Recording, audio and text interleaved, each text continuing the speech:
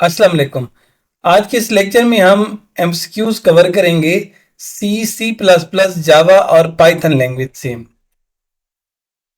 MCQs भी देखेंगे और इनको एक्सप्लेन करके भी देखेंगे। पहला question, which programming language uses the syntax scanf %d and num to take integer input from the user. ये आपने बताना है कि ये जो scanf ये जो कोड है ये कौन सी लैंग्वेज में होता है। दुरुस्त जवाब सी लैंग्वेज।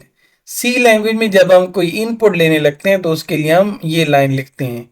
याद रहे कि इससे मिलता जुलता सवाल आ सकता है। सी लैंग्वेज का सिंटेक्स भी आपको पता होना चाहिए और बाकी चारों लैंग्वेजेस का भी।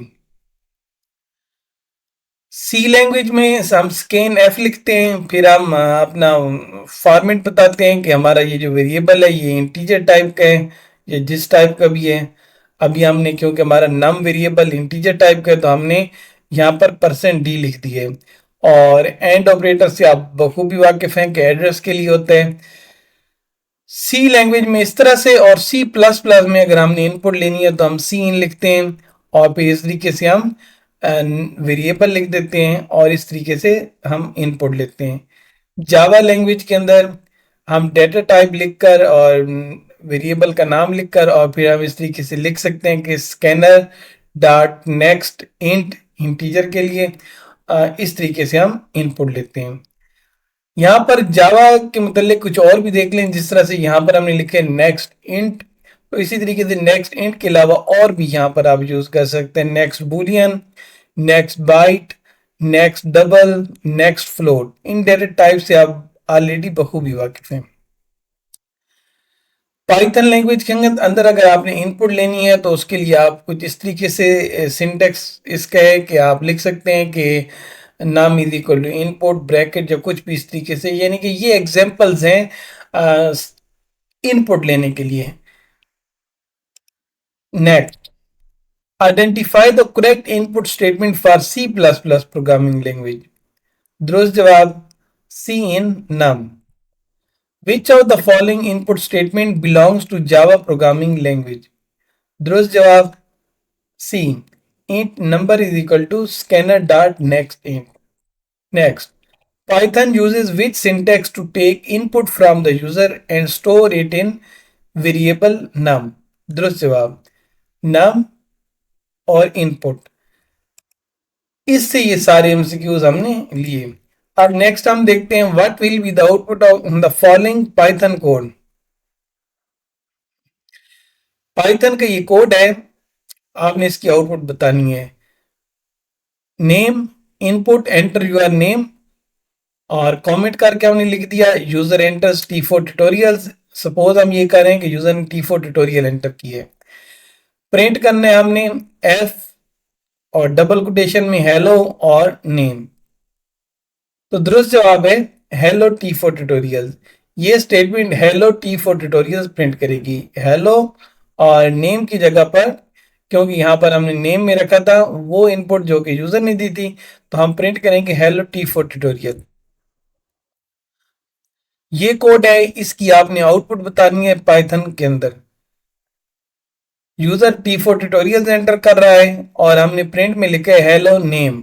इससे पहले वाले एमसीक्यूज में यहाँ पर एफ लिखा हुआ था प्रिंट के साथ फॉर्मेट, और यहाँ पर हमने फॉर्मेट यानी एफ नहीं मेंशन किया। तो इस केस में ये प्रिंट करेगा हेलो और ये नेम को सेम टू सेम प्रिंट कर देगा। ये दो बड़े इंपॉर्टेंट एमसीक्यूज हैं, ये आपने समझ के माइंड में रखने हैं। In Python, the input from the user is treated as which data type? Python language के अंदर जब हम कोई इनपुट यूजर से लेते हैं तो उसको हम कौन सी डेटा टाइप कंसिडर करते हैं। दुरुस्त जवाब स्ट्रिंग। पाइथन लैंग्वेज के अंदर अगर कोई भी इनपुट देते हैं तो पाइथन लैंग्वेज बाय डिफॉल्ट उसे स्ट्रिंग कंसिडर करती है। What will be the output of the following code in Python. ये एक कोड है, आपने इसकी आउटपुट बतानी है। सपोज हम ये कर रहे हैं कि यूजर ने 25 एंटर की है, तो प्रिंट हमने करनी है एज, एज की टाइप प्रिंट करनी है। तो क्योंकि यहाँ पर ये देखिए हमारे पास जो यूजर है उसने 25 एंटर की है, वैसे तो ये इंटीजर होता है नॉर्मली जो हम इसे जानते हैं, लेकिन क्योंकि हमने अभी कहा था कि पाइथन के अंदर हम तमाम चीज़ों को तमाम जो हमारे वैल्यूज होती हैं उनको हम स्ट्रिंग कंसिडर कर रहे होते हैं, तो हमने टाइप बतानी है, तो दुरुस्त जवाब है क्लास स्ट्रिंग। यहाँ पर आप ये देखते चलें कि अगर आपने सी लैंग्वेज में कुछ डिस्प्ले कराना है तो हम लिखते हैं प्रिंट एफ, और फिर हम डबल कोटेशन में अपना मैसेज लिखते हैं। सी प्लस प्लस के अंदर सी आउट लिखते हैं और डबल कोटेशन के अंदर हम अपना मैसेज लिखते हैं। जावा लैंग्वेज के अंदर हम system dot out dot print on next line इस तरह से कुछ लिख करके और डबल कोटेशन में अपना मैसेज लिख के आउटपुट देख सकते हैं। ना सिर्फ इस तरीके से बल्कि जावा में हम इस तरीके से भी देख सकते हैं। अगर हम सिर्फ प्रिंट लिखेंगे, यहाँ पर जब यहाँ पर हमने सिर्फ प्रिंट न्यू लाइन लिखे हैं, यहाँ पर अगर हम सिर्फ लिखेंगे प्रिंट तो इसका मतलब ये है कि ये जो हमारा डिस्प्ले मैसेज है इसके बाद हम नई लाइन पर नहीं जाएंगे और फॉर्मेटिंग भी अप्लाई नहीं होगी। और अगर हम यहाँ पर लिखते हैं system dot out dot print on next line, तो इसका मतलब क्या है कि हम न्यू लाइन पर जाएंगे, यस, और फॉर्मेटिंग नहीं होगी। और इसी जगह पर हम प्रिंट न्यू लाइन पर जाने के बजाय हम प्रिंट एफ भी लिख सकते हैं। प्रिंट एफ लिखेंगे तो हम नई लाइन पर तो नहीं जाएंगे लेकिन फॉर्मेटिंग अप्लाई होगी। फॉर्मेटिंग का कॉन्सेप्ट आपको यकीनन होगा कि जब हम चाह रहे होते हैं कि जब हम कुछ वेरिएबल्स की वैल्यूज को किसी खास फॉर्मेट में या किसी खास डेटा टाइप में या कुछ इस तरीके से देखना चाहते हैं तो फिर हम वहां पर प्रिंट एफ लिखते हैं। Next, which function convert user input to an integer in Python. Python के अंदर अगर हम किसी इनपुट को इंटीजर में कन्वर्ट करना चाहें तो हम क्या लिखते हैं, तो हम इंट लिखते हैं। जिस तरह यहाँ पर देखें ये पाइथन है, पाइथन के अंदर हम कास्टिंग कर रहे हैं। एक्स की वैल्यू हमने रखी है 3.14 और इस एक्स की वैल्यू को अगर हम इसकी कास्टिंग करना चाहें तो हम यहाँ पर लिख सकते हैं कि एक्स की वैल्यू इंटीजर में कास्ट हो और फिर वाई में चली जाए, तो इस तरीके से हम इंट लिख सकते हैं। तो इसका करेक्ट आंसर है int. In which language do you not need to declare variable type. इन दी गई लैंग्वेजेस में से किस लैंग्वेज में डेटा टाइप डिक्लेयर करने की जरूरत नहीं पड़ती है। दुरुस्त जवाब पाइथन। पाइथन में हमें वेरिएबल की डेटा टाइप डिक्लेयर करने की जरूरत नहीं पड़ती। यहाँ पर ये देखें, ये एक टेबल है, इस टेबल को आपने जरूर याद रखना है क्योंकि इसमें से बहुत से एमसीक्यूज बन सकते हैं। अब इस तरह सी लैंग्वेज है, तो सी लैंग्वेज के अंदर अगर हम लिखते हैं ना एक वेरिएबल एक्स जिसको हमने 5 वैल्यू दी है और इंटीजर टाइप का बनाया है इसे, तो फिर आगे जाकर अगर इस एक्स वेरिएबल में हम इंटीजर के अलावा कोई वैल्यू डालना चाहेंगे तो एरर आएगा।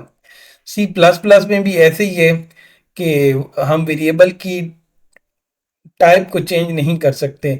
जिस तरह हमने एक्स वेरिएबल जो कि इंटीजर टाइप का लिए और उसमें 5 रखे हैं, तो उसमें अगर हम बाद में कहीं जा प्रोग्राम में उसके अंदर इंटीजर के बजाय कोई स्ट्रिंग या कोई और टाइप रखना चाहें तो एरर आएगा। जावा में भी ऐसे ही है कि हम वेरिएबल की टाइप चेंज नहीं कर सकते, इसमें भी वही चीज़ हम नहीं कर सकते। लेकिन पाइथन में ये है कि पाइथन में हम वेरिएबल की जो टाइप है वो हम चेंज कर सकते हैं, और उसकी वजह ये भी है क्योंकि पाइथन जो है हम हमसे टाइप की डिक्लेरेशन नहीं मांगता। जिस तरह से एक्स के अंदर अगर मैंने 5 रखा है तो यहाँ पर मैंने पाइथन को कहीं भी नहीं बताया कि इसकी डेटा टाइप क्या है। और फिर अगर प्रोग्राम में कहीं भी आगे जाकर मैं इस इंटीजर वैल्यू 5 को किसी स्ट्रिंग में या किसी में भी और कन्वर्ट करता हूँ तो इसको इससे मसला नहीं होगा। तो यही चीज ये पूछ रहा है कि in which language do you not need to declare variable type. तो पाइथन लैंग्वेज के अंदर हम हमें वेरिएबल की टाइप डिक्लेयर करने की जरूरत नहीं पड़ती। Which type of casting is performed automatically by the compiler. इनमें से कौन सी कास्टिंग है जो कि कंपाइलर ऑटोमेटिकली परफॉर्म करता है, तो दुरुस्त जवाब है इम्प्लिसिट कास्टिंग। तो कास्टिंग से क्या मुराद है, converting a value from one data type to another data type. Implicit casting वो है जो कि कंपाइलर खुद ब खुद कर देते हैं, और एक्सप्लिसिट कास्टिंग वो है जो हम खुद से करते हैं। हम सी लैंग्वेज की एक एग्जांपल ले लेते हैं इम्प्लिसिट कास्टिंग की। इम्प्लिसिट कास्टिंग ऐसे है कि जिस तरह हमने एक इंटीजर टाइप का वेरिएबल ले लिए और उसके अंदर हमने 10 रखा है, और एक और वेरिएबल भी हमारे पास है फ्लोट टाइप का जिसका नाम है बी। अब अगर मैं कहीं भी वेरिएबल ए जिसकी वैल्यू इंटीजर में थी उसको अगर उठाकर वेरिएबल बी में डालता हूं, तो वो जो ए वेरिएबल की वैल्यू जो 10 थी जो कि इंटीजर थी, वो अब क्या हो जाएगी, बी में जाने के बाद फ्लोट हो जाएगी, फ्लोट में आ जाएगी। तो इससे हम बोलते हैं इम्प्लिसिट कास्टिंग, इस तरह की कास्टिंग को। इसी तरह एक्सप्लिसिट कास्टिंग कौन सी होती है? एक्सप्लिसिट कास्टिंग वो होती है जिसको हम ऐसे लिख रहे हैं कि फ्लोट टाइप का एक वेरिएबल एक्स है जिसमें हमने कोई वैल्यू रखी है, और फिर हम कह रहे हैं कि ये वेरिएबल एक्स की जो भी वैल्यू है वो इंटीजर में कन्वर्ट हो जाए, इंटीजर में कन्वर्ट हो जाए, और फिर हमने इसको एक नए वेरिएबल y में रख दिया है। तो इससे हम बोलते हैं एक्सप्लिसिट कास्टिंग।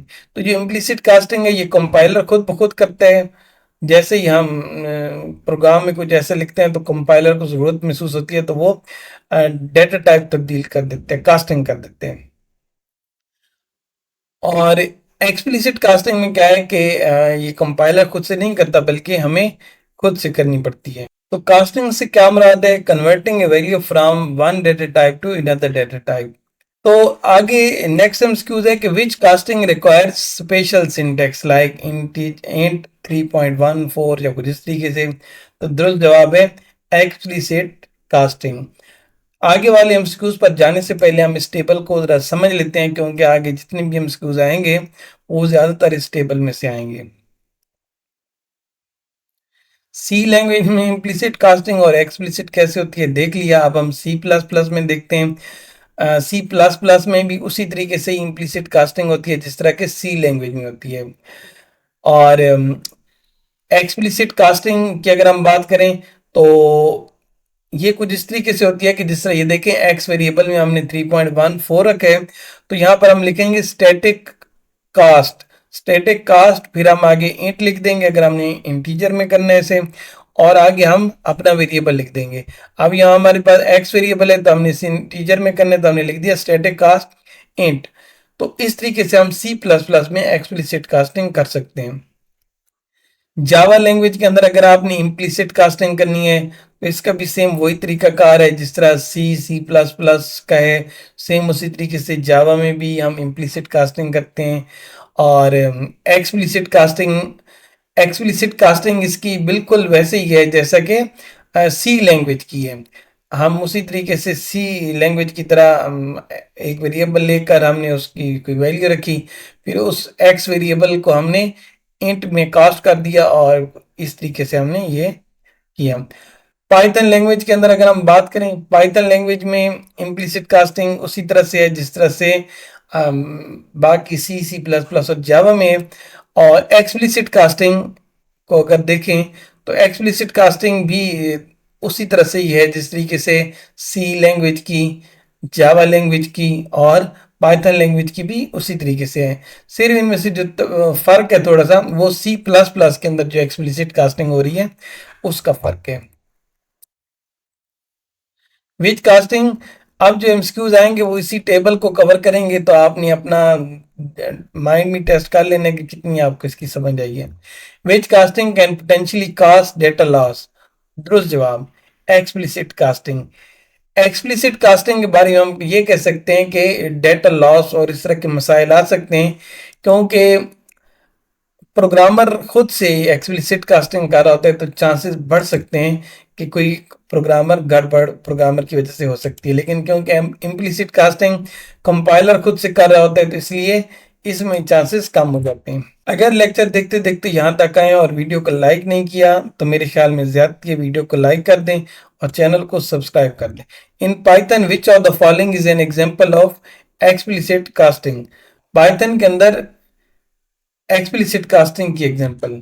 दुरुस्त जवाब y और int 3.14। Next, which syntax is used for explicit type casting in C language? Explicit type की कास्टिंग अगर आपने सी लैंग्वेज में करनी है तो उसका दुरुस्त सिंटेक्स है, हम जिस वेरिएबल की कर रहे होते हैं उसके साथ हम इंट ब्रैकेट में लिख सकते हैं अगर हम इंटीजर में करना चाहते हैं तो। In C++, which casting method is recommended for basic type conversions? दुरुस्त जवाब सी, स्टैटिक कास्ट इंट एक्स, इस तरीके से हम लिखते थे, ये हमने देखा था। What is the correct syntax for explicit casting in Java? दुरुस्त जवाब int y और int x, इस तरीके से हम लिख सकते हैं जैसे कि हमने यहाँ पे देखा था। भाई ये आपने जिस वेरिएबल का अब हमने x को करना था तो हमने ब्रैकेट में इंटीजर में लिख दिया कि भाई ये इंटीजर में हो जाए। Which function is used in Python to convert a float to an integer? Python language में अगर हमने किसी फ्लोट को इंटीजर में कन्वर्ट करना हो तो हम लिखेंगे एक्स वेरिएबल, अगर हमारा फ्लोट टाइप का तो हम उसके साथ 8 लिख देंगे। What will be the value of y after executing the following C code? C language का ये कोड है, इसको अगर हम एग्जीक्यूट करें तो y की वैल्यू क्या होगी? x वेरिएबल है जिसके अंदर एक फ्लोट टाइप की वैल्यू है और y एक वेरिएबल है जो कि इंटीजर टाइप का है। तो y वेरिएबल को हम दे रहे हैं x वेरिएबल की वैल्यू, x वेरिएबल की है फ्लोट में, लेकिन यहाँ पर x वेरिएबल की वैल्यू की हमने कास्टिंग की और इसे इंटीजर में कर दिया। तो अब हमारे पास जो y वेरिएबल है ये हमें रिजल्ट देगा इंटीजर में। तो दुरुस्त जवाब है 3। What will be the output of following C++ code? C++ का ये कोड है, इसकी आउटपुट बतानी है।